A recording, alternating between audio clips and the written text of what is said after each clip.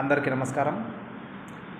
గుర్రం జాషువా గారు రచించిన గబ్బిలం అనే కావ్యంలో నుండి ప్రతిమల్ల పెళ్లి సేయుటకు అనే పద్యాన్ని వివరిస్తాను.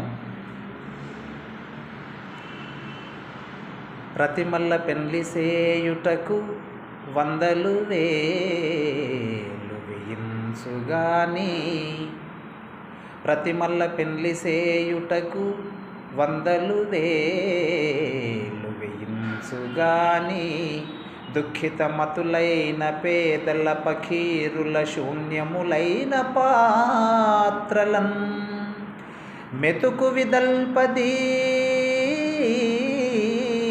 భరతమేదిని 33 కోట్ల దేవతలెగవడ్డ దేశమునా భాగ్యవిహీనుల క్షుత్తులారునే.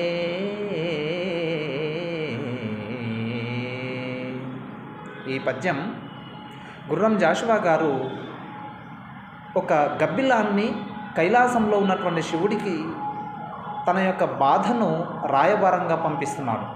ఇక్కడ ఏమంటున్నాడంటే, ప్రతిమల్ల పెళ్లి సేయుటకు అంటే దేవతా ప్రతిమల యొక్క కార్యక్రమాలను చేయడానికి, పెళ్ళిళ్ళు చేయడానికి వందలు వేలు వేయించుగాని, వందలు వేలల్లో లక్షల్లో కోట్లల్లో ఖర్చు పెడుతూ ఉంటారట. వేయించుగాని, దుఃఖితమతులైన పేదల పకీరుల శూన్యములైన పాత్రలన్, అదే పేదవారి యొక్క నిరుపేదల యొక్క ఆకలికి అలమటిస్తున్నటువంటి యొక్క పేదల గిన్నెల్లో కంచాలలో ఒక్క మెతుకును కూడా విదల్చదట. అంటే ఒక్క మెతుకును కూడా ఇవ్వనటువంటి వీళ్ళు, అంటే ఈ భారతీయులు, మన దేశ ప్రజలు, అంటే సంపన్నవంతులందరూ కూడా ఉన్నవారికే ఖర్చు పెడుతూ ఉంటారు అనే భావం చేత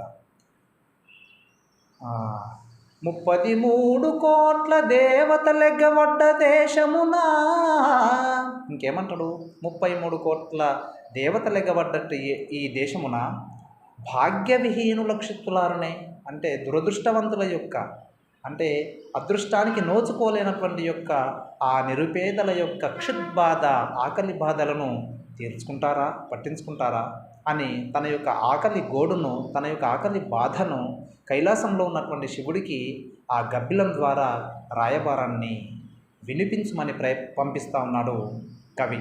మళ్ళొకసారి పద్యం. ప్రతిమల్ల పెళ్లి సేయుటకు వందలు వేలు వేయించుగాని, దుఃఖితమతులైన పేదల పకీరుల శూన్యములైన పాత్రలన్ మెతుకు విదల్పది భరతమేదిని 33 కోట్ల దేవతలెగవడ్డ దేశమునా భాగ్యవిహీనుల క్షుత్తులారునే.